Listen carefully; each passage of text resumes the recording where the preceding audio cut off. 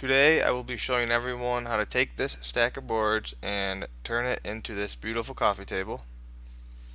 Now let's go over the cut list. This is a cut list for a 50-inch table. You can change the length in order to suit your needs as long as you change the side molding and the bottom shelf to keep it in proportion.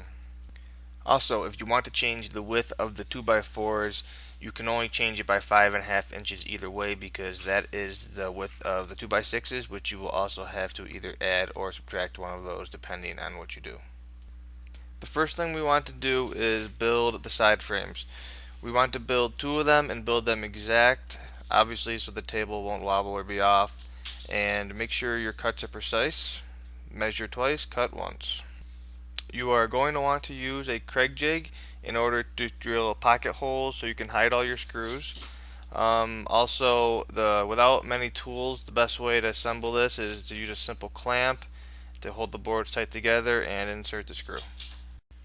Once your side frames are assembled, add the other 2x4s. I recommend using wood glue to hold them in place so when you add your screws they don't move. Once you have all the 2x4s fastened, go ahead and add your second frame.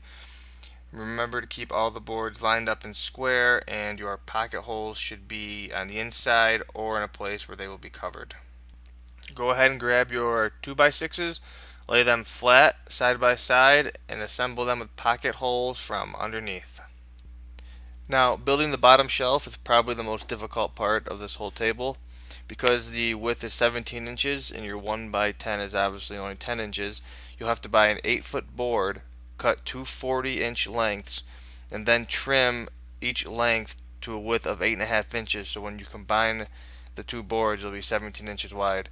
And you'll want to combine them with pocket hole screws as well on the underneath and around the outside so the shelf is stable and sturdy. Once your bottom shelf is added, go ahead and add the top shelf, and that should be fastened by screwing up from the side molding pieces. I would put 3 or 4 screws in each side to make sure it's sturdy and secure. Now, since the X's are not used for support, you can fasten them only with the wood glue. Then the best way to do that is to put the 2x2 right up against the face and take your pencil and draw your angles, and you have your angles you can cut exactly that. And I would do the long piece first and then add the two little side pieces to complete the X.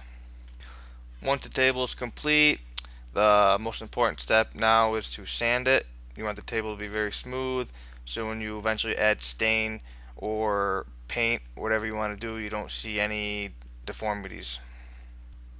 Thank you very much for watching. Feel free to ask questions if you need help or if I didn't explain something clearly, and please subscribe to my channel for more videos.